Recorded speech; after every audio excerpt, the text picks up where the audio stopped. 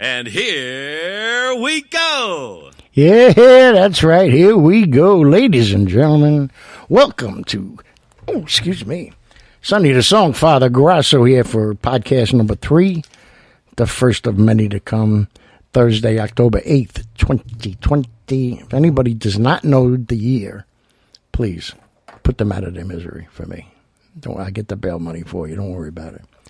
So anyway, hope everybody had a good Wednesday. I know I did not, getting ready for the tests that I had to go through this morning, but the Yankees couldn't stand it. I turned it off at 5-1. I could see it in their eyes, the fear. I saw it. I could see the confusion. You know, like this is it. They're done. They shot their load. That's what they're acting like, and that's very annoying. To come this far, especially, and I thank Major League Baseball and the Yankees and all the players and coaches and everybody, the announcers and making it interesting, and the special effects people. You know, if you're not really paying attention, like if you're busy doing something else at your desk, your table, whatever, and you look and you're like, wow, this is pretty cool. You know what? They did a great job. They did it's like it's filled. It's real. You know, I'm not too crazy about the cardboard cutouts, but it is a welcome distraction to the empty seats. You know, some of the stadiums, like Yankee Stadium, they took covering and the seats are just covered, so you don't notice that they're empty. But I think you do notice that they're not there. So you can go either way on that. But this is it. This is it to win 3, sweep Cleveland in 3. You know, in 2, best out of 3. Boom, boom. Then they come in the first game here. They win 3 in a row. Okay, great. And win it with style and grace and power and majestic home runs, and you know, which everybody loves to see. But that's just a part of the game. That shouldn't be your main focus. And that's the problem with the Yankees right now. They lost these last 2 games because they left too many people on base. They struck out 18 times Tuesday night. 18 times. You can't. You can't put runs on the board. And why they strike out? They're too anxious. They're too anxious to hit the majestic home run. They're too anxious not to make a mistake and be benched because all of a sudden Boone has changed his attitude, coaching-wise, the way he's done all year. It makes no sense. If you don't produce, I'm not gonna. You're not gonna be in the lineup. That's just the way it is. You know, this is do or die. You got to go with the people that got you there. You know, if there's an injury or whatever, it is fine. But don't put the pressure on them that if they make a mistake, if they strike out too many times or make a throwing error or drop a ball, they're not gonna be in the game the next day. Maybe not ever. Maybe not until if they reach the World Series. Look, that's not fair.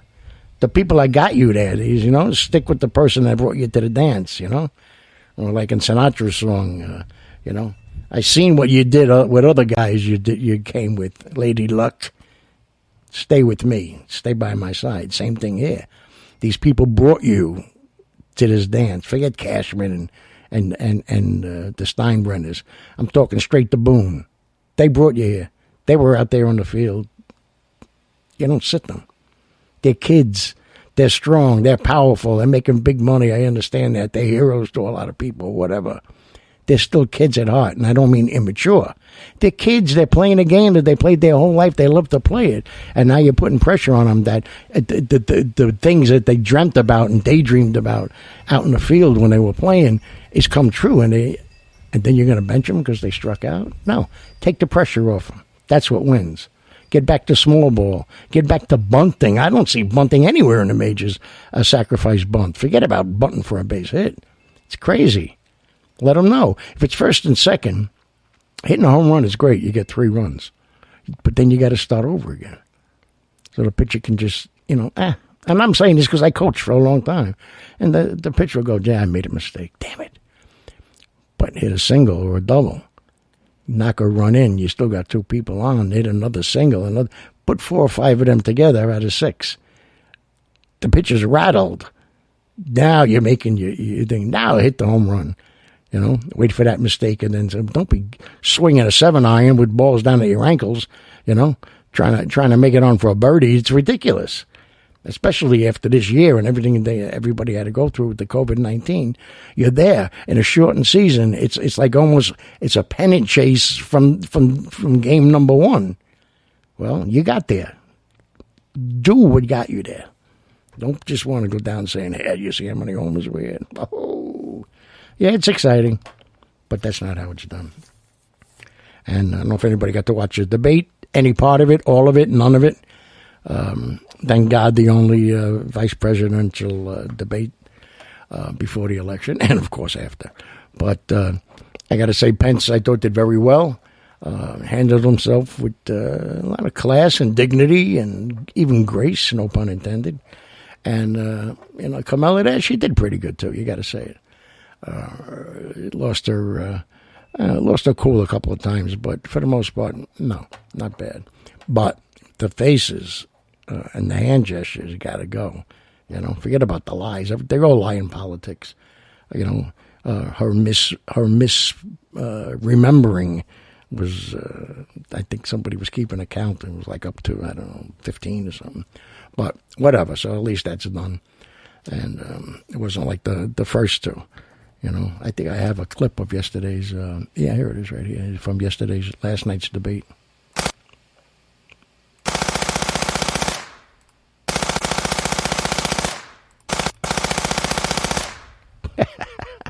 Yeah, they were shooting at each other, taking shots left and right. Crazy. Absolutely ridiculous. But, and then the next one between Trump and Biden, Biden's camp once again is trying to get it to be viral. Do it through the computers like a Zoom meeting or something like that. And Trump once again said, no, I'm not going to waste my time. And he's right. They forget what a debate is. This is what the media has become so strong and so powerful. And, in the last 4 years, Trump has done a hell of a job of knocking them down and ripping off their disguises. But it's no longer a debate. Everybody, at least I think, had some kind of debate in high school, whether you were on the debating team or not. It was taught. I know that much. And you're given a subject, and you give your thoughts, your research, your opinions on the subject, and what you would do to make it better. Okay, you got 3 minutes, 5 minutes. All right, you got 5 minutes. Thank you. And there's a moderator. What? Sorry, you're going over to 5 minutes. If it happens again, you're going to be penalized 2 minutes. Take control. Not these wannabes that sit in the middle and take shots and disrespect the standing president of the United States and disrespect a man who was a standing vice president of the United States. And, it's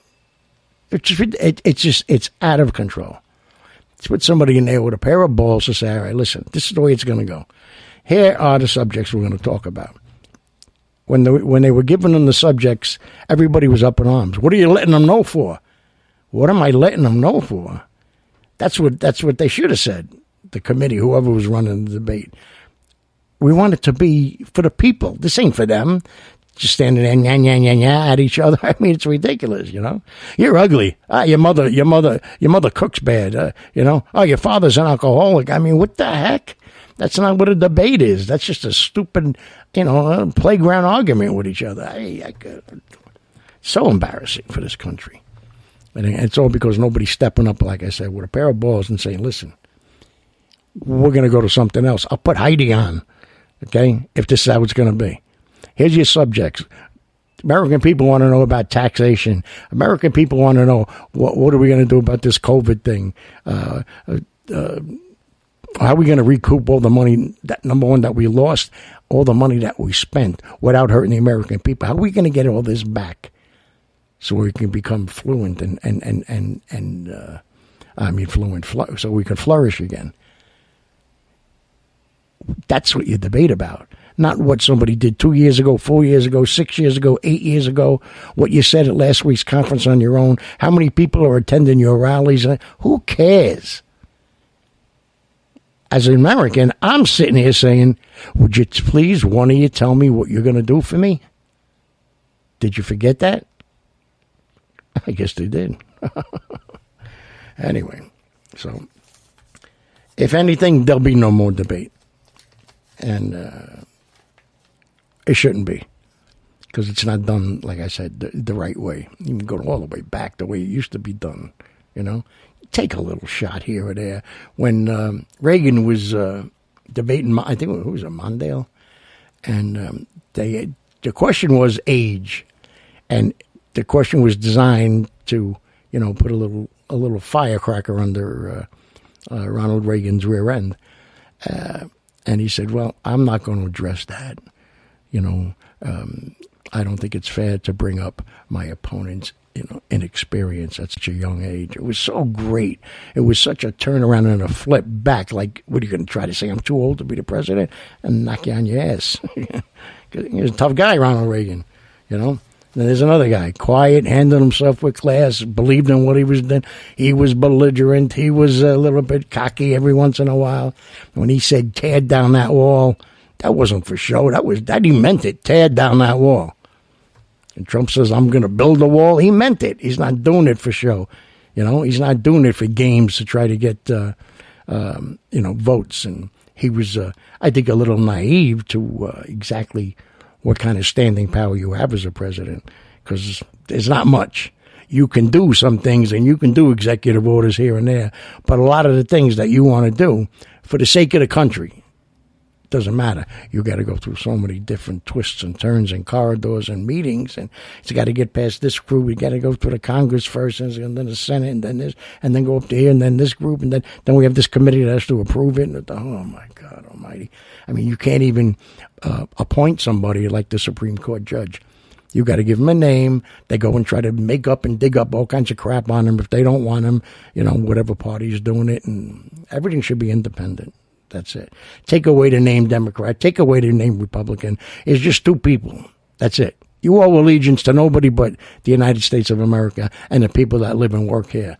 Right? That's who you work for, period. What party are you with? Them. What do you mean them? Them. Those people out there. That's who I'm with. Oh, good. So let's do it. And then coming back from the doctor, like I said, it was pretty good. The bladder was good. Prostate's still a little swollen and agitated or aggravated or whatever he said it was. And the scope part was a lot of fun. Let me tell you. Think of an endoscope, right? Think of a colonoscopy, which is a colon scope, and a bladder scope. And there's only one way to get into the bladder. Mm-hmm. Anyway, we're engaged now, the doctor. But she wants me to go for the hyperbaric oxygen therapy. Okay. I was like making jokes. Oh, you mean like Michael Jackson? No, his name is Dr. Katz. No, Michael Jackson, he went for that hyperbaric, and I don't think I know him. He's not a doctor. Forget it. Never mind. You're out. But so we'll see. But it's supposed to help and speed up the healing process. It's supposed to help with the blood flow and everything else. So, hopefully, knock on wood, if you heard that, finally coming to an end to this maybe not so long trip. But when you're diagnosed with cancer in December, and then your father passes away in January, and then COVID hits in March, everything was put on hold. They didn't get around to doing my radiation until the end of July. So it's really not that long, July to August, September, October. So it's only 3 months. And they said, it could take a good 6 months to totally heal from all that radiation. You had the highest radiation. All right. That's good to know. I could deal with it. I've been through a lot in my life, and I have no problem with pain. But I have a problem with not knowing, or people not telling, the whole story. So now we got it. That's good. It's out of the way. No polyps, no tumors. So we take it to the next step, and my little board here is beeping. You have less than 30 seconds. So everybody, thanks, and I'll be doing a Corona concert tomorrow night, Friday, a little country night, and everybody have a good rest of the Thursday. I'll see you tomorrow, and do something good for somebody out there, anybody and everybody you come in contact with. All right, so I love you. This is Sonny, the Songfather, Grosso, signing off on podcast number 3.